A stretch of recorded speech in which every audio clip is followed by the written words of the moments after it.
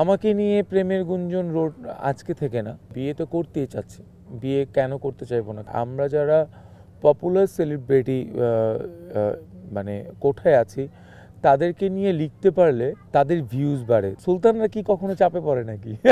সুলতান তো সুলতান। শাহিন সুমনের সাথে আমার গ্যাপ তৈরি হয়ে গিয়েছিল।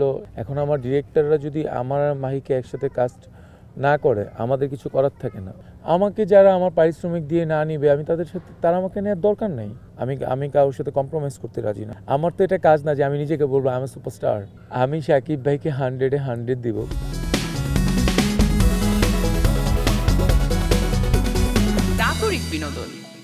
দর্শক, গাজীপুরের হতাপাড়া থেকে আমি সবুজ পারভেজ, সবাইকে স্বাগত জানাচ্ছি নাগরিক বিনোদনে। আমার সঙ্গে এই মুহূর্তে আছেন ঢালিউড সুলতান বলে যাকে আমরা চিনি, চিত্রনায়ক বাপ্পি চৌধুরী। বাপ্পি চৌধুরী, কেমন আছেন? ভালো আছে। এখানে আপনার কুস্তিগির সিনেমার শুটিং চলছে, তো কতদিন শুটিং হলো বা এই সিনেমায় আপনার ক্যারেক্টারটা আসলে কি? আমাদের অলরেডি 10 দিনের মতো শুটিং শেষ হয়েছে। আরও 15 দিনের মতো শুটিং বাকি আছে। আমার এই ছবিটিতে আমার ক্যারেক্টার হচ্ছে একজন বাদশার ক্যারেক্টার, যে বাদশাটি হচ্ছে গ্রামের খুব অতি আদরের একটি ছেলে, যে ছেলেটিকে গ্রামের মানুষ খুব ভালোভাবে জানে। সে কুস্তি খেলতে ভালোবাসে, কুস্তি নিয়েই তার আসলে ধ্যান ধারণা, এটা নিয়েই তার জীবিকা নির্বাহ হয়। এই ছবিতে আপনার বিপরীতে একজন অভিনেত্রী অভিনয় করছেন, যিনি নবাগত অভিনেত্রী, যাকে আমরা চিনি, জাহারা মিতু। সেই জাহারা মিতুর অভিনয় কেমন দেখছেন, বা অভিনয় দক্ষতা কেমন যাচ্ছে, বা তার সঙ্গে আপনার কেমিস্ট্রিটা আসলে কি? জাহারা মিতু ওর অলরেডি আমারও আগে 2টি ছবি অলরেডি ও করেছিল।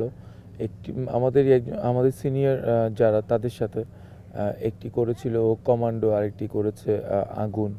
সো ও অলরেডি অনেকগুলো কাজ করে আমার সাথে কাজ করছে। আমরা একসাথে 3টি কাজ করছি। ভালো কাজ করে। ওর সাথে কাজ করার সময় ফিল করিনি আসলে যে নতুন কারোর সাথে কাজ করছি, কারণ হচ্ছে ও মেবি স্পোর্টস অ্যাঙ্কার যেহেতু ছিল, সো ওর ডায়লগ ডেলিভারি, তারপর হচ্ছে ওর প্রেজেন্টেশন, এগুলো দেখে আসলে আমি নিজেও মুগ্ধ যে একজন নতুন আর্টিস্ট আসলে মনে হয়েছিল প্রপার শিখে এসে ফিল্মে কাজ করতে এসেছে। নানা ঘাত প্রতিঘাতের মধ্য দিয়ে আমরা 2020-2021 পার করছি, বা 2021 অলরেডি শেষ। তো এই 2 বছরে আপনার কি অর্জন বলে আপনি মনে করছেন? এই 2 বছরে আমাদের অর্জন যদি বলতে হয়, সেটা হচ্ছে অনেক ভালো ভালো কিছু। আমার নিজের অর্জনের থেকেও আমাদের ইন্ডাস্ট্রির কিছু অর্জন আছে, যে অর্জনগুলো হচ্ছে খুব ভালো ভালো কিছু প্রজেক্ট অলরেডি হয়েছে। অলরেডি অনেকগুলো মুভি রিলিজ হয়ে গেছে, লাইক মিশন এক্সট্রিম, মৃধা বনাম মৃধা, তারপর আরও অনেকগুলো মুভি, তারপর হচ্ছে রেহানা মারিয়াম নূর। সো এই 2 বছরে ইন্ডাস্ট্রি, যেই করোনার কালের পর ইন্ডাস্ট্রি ঘুরে দাঁড়াতে তো একটু সময় লাগবেই, কারণ হচ্ছে অনেক বছর, 2 বছরের একটা লম্বা গ্যাপ, দর্শক হলে সিনেমা দেখা ভুলে গিয়েছে। তো সেই ক্ষেত্রে আমি বলবো যে আবার এই ট্রেনটা চালু হয়ে যাবে, সামনে অনেক ভালো ভালো কিছু সিনেমা রিলিজ হবে, তখনই আমরা আশা করছি যে একটা ভালো পজিশনে যাবে আমাদের সিনেমা হল। আর আমার অর্জন যদি বলতে হয়, আমি বলবো যে এই 2 বছরে আমি কিছু ভালো ভালো কাজ করতে পেরেছি। একটি হচ্ছে 570 আশরাফ শিশির ভাইয়ের, ওই ছবিটি অলরেডি শেষ। তারপর হচ্ছে জয় বাংলা করেছি, তারপর হচ্ছে এখন কুস্তিগির করছি। সো আমারও কিছু কিছু ভালো প্রজেক্ট অলরেডি পাইপলাইনে আছে। 2 বছরের জন্য আমার অনেক ছবি রিলিজ হয়নি। একটি ছবি আমার রিলিজ হয়েছিল, প্রিয় কমলা, তাও অনলাইনে রিলিজ হয়েছিল, এটা একটি প্রোডাকশন হাউস থেকে। সো আশা করছি সামনে আমার কিছু ভালো কাজ আসবে। নতুন বছরে ক্যারিয়ার নিয়ে আপনার ভাবনা এবং আসলে প্রত্যাশাটা কি, কতটুকু প্রত্যাশা থাকছে? নতুন বছরের প্রত্যাশা আসলে অনেক বেশি, কারণ অনেক দিন যাবৎ ছবি রিলিজ হচ্ছে না।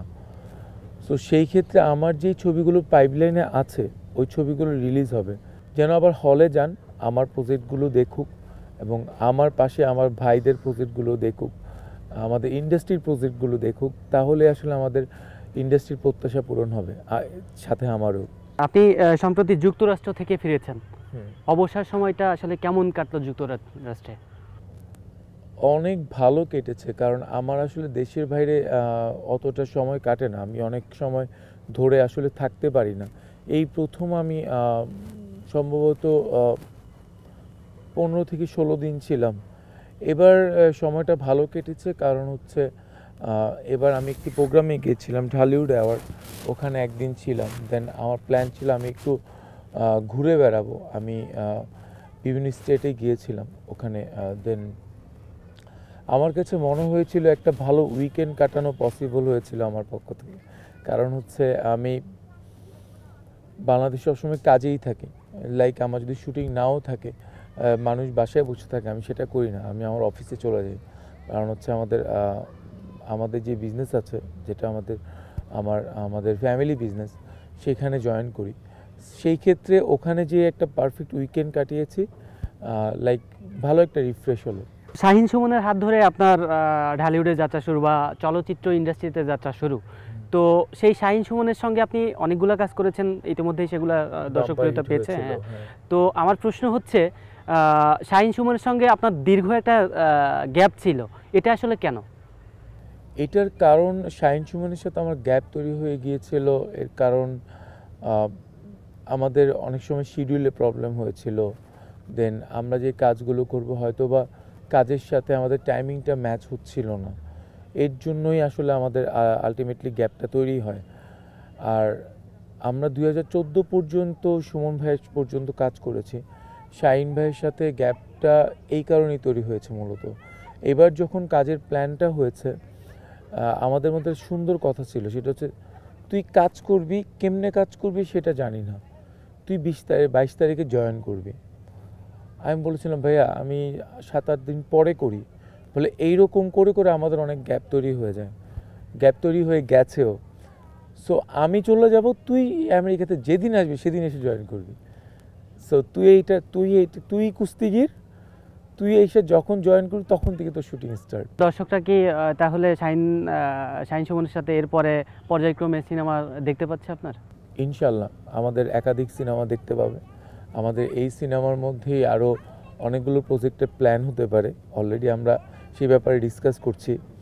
সো আমার কাছে মনে হয় আমাদের প্রথম সিনেমাগুলো আমার রিলিজ হয়েছিল, ভালোবাসার রং, প্রথম ডিজিটাল সিনেমা, অন্যরকম ভালোবাসা, জটিল প্রেম, শাহিন সুমন জুটি, যেই সিনেমাগুলো বাম্পার হিট ছিল, তেমনি কুস্তিগির দিয়ে আমরা আবার ওই জায়গাটাকে আবার শুরু করব নতুন করে। আপনি আর মাহি জুটিবদ্ধ হয়ে ভালোবাসার রং এনেছিলেন, আপনারা দুজনই ভালোবাসার রং দিয়ে ইন্ডাস্ট্রিতে পদার্পণ করেছিলেন। তো মাহির সঙ্গেও আপনি অনেক সিনেমাতে কাজ করেছেন, তো আপনাদেরকে এখন আর নিয়মিত একসাথে কাজ করতে দেখা যায় না কেন আসলে? এটা দেখা যায় না, আমাদের ডিরেক্টররা জানে, আমার অডিয়েন্স জানে। এখন আমার ডিরেক্টররা যদি আমার আর মাহিকে একসাথে কাস্ট না করে, আমাদের কিছু করার থাকে না। I am not producer, I am not director, আমি একজন আর্টিস্টের কাজ হচ্ছে ডিরেক্টরের পয়েন্ট অফ ভিউ থেকে কাজ করা।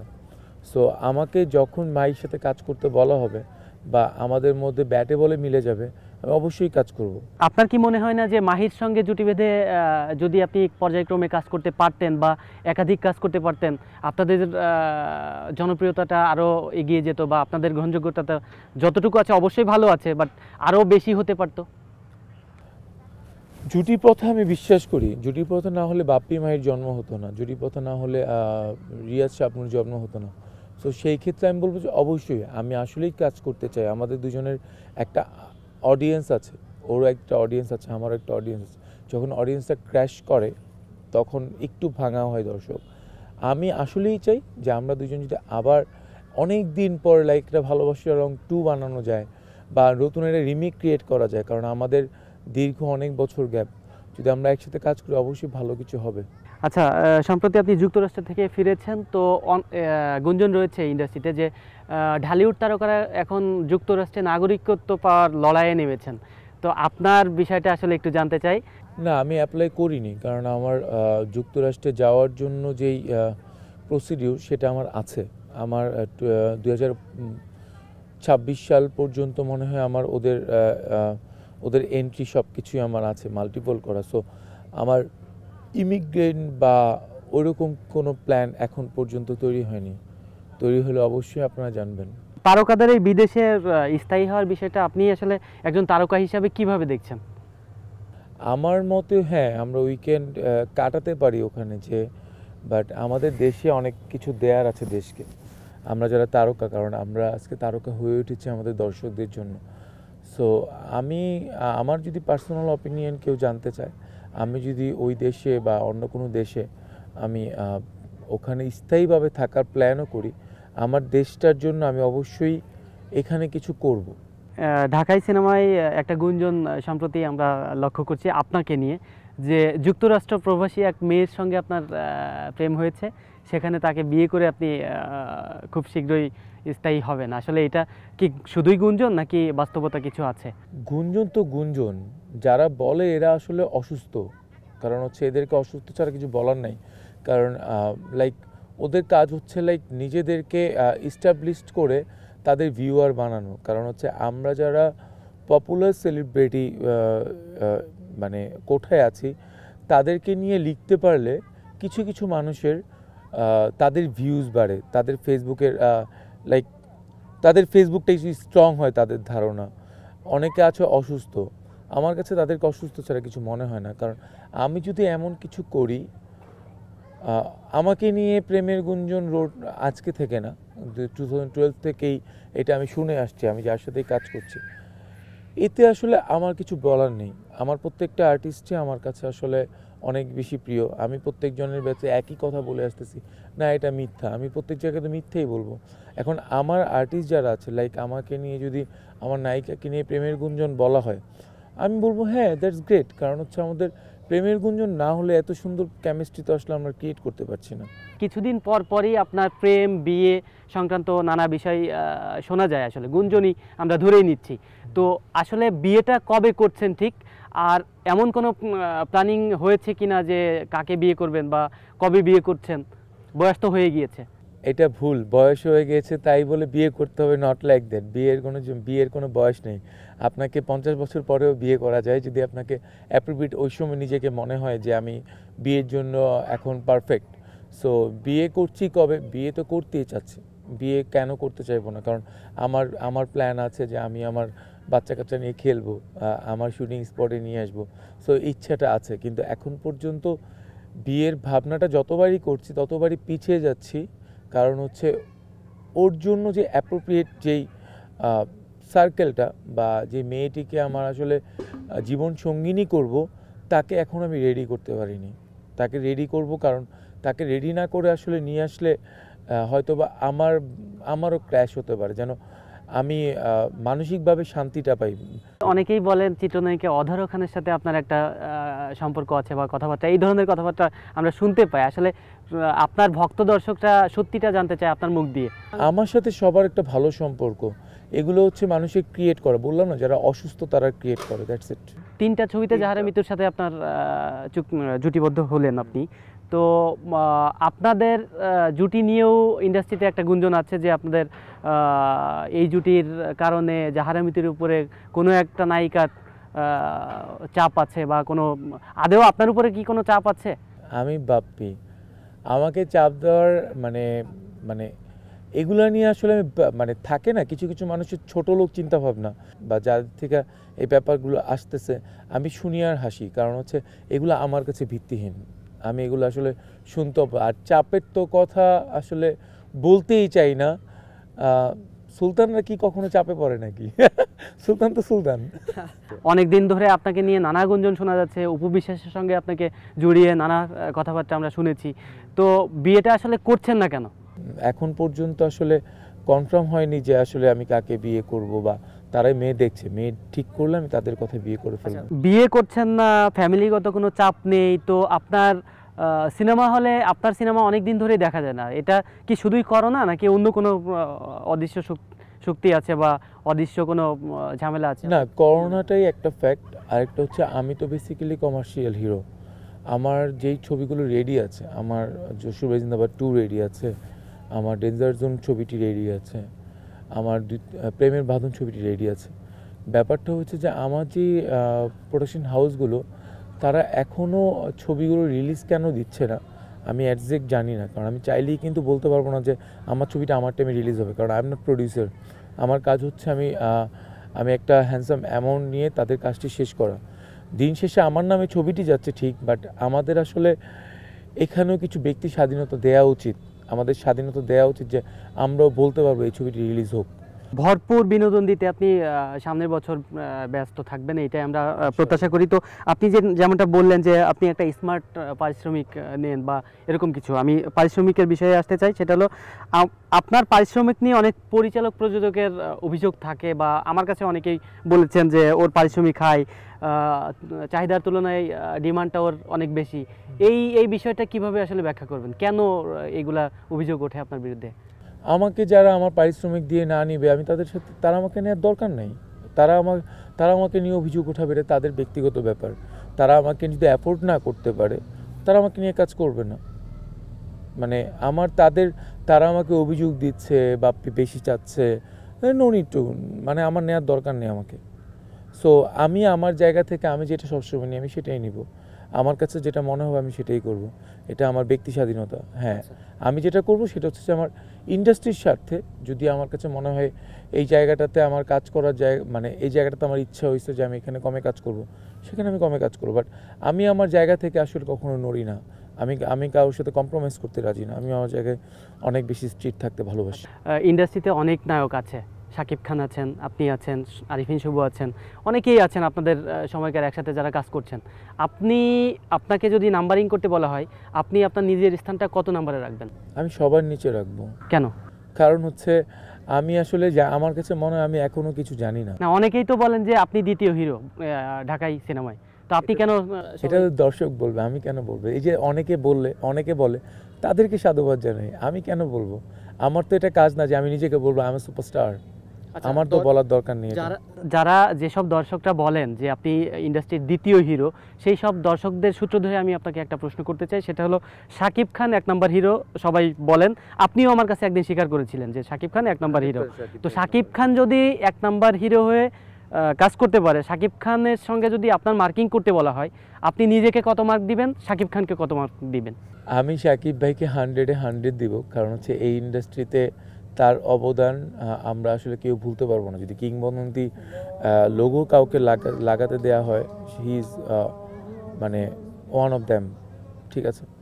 সো এরপরে আমাকে মার্ক দিতে হলে আমার সাথে তার আসলে যাবে না, কারণ সে আমারও 1 যুগ আগের, তার সাথে তার সাথে হচ্ছে রিয়াজ ভাই, ফেরদৌস ভাই, তাদের সাথে হচ্ছে আমি তো পরের জেনারেশন, তারপরে। তো সেই ক্ষেত্রে আমার সাথে তার মার্কিং যায় না। আমাকে যদি বলা হয় আমি মার্কিং দিব, সে 100, আমি 1। হল মালিকদের কথা যদি আমি বলি, হল মালিকরা অনেকেই অনেক সময় বলে থাকেন যে সিনেমা হলে একমাত্র শাকিব ছাড়া আর কোনো নায়ক বা আর কোনো আর্টিস্টের সিনেমা চলে না। তাদের উদ্দেশ্যে আপনি আসলে কি বলতে চান? এটা আমি জানি না, কারণ গত পরশুদিনও একটি ছবি, আমার ছবি চলছে, অনেক পুরনো ছবি, সেই ছবিটি যখন চালানো হচ্ছে ওই ম্যানেজারটা বলেছেন যে শাকিবের পরে একজন মানুষের সিনেমা চলে। সো আমার ছবিটি যখন চালাচ্ছিল একটি নতুন ছবিও করে, ওইটা আমার কাছে বড় পাওয়া। বাপ্পি চৌধুরী, আপনি শুটিংয়ে অনেক ব্যস্ত, এই ব্যস্ততার মাঝেও আমাদেরকে সময় দিয়েছেন, এই জন্য নাগরিক পরিবারের পক্ষ থেকে আপনাকে অসংখ্য ধন্যবাদ। আপনাকেও ধন্যবাদ এবং নাগরিক টেলিভিশনকেও ধন্যবাদ।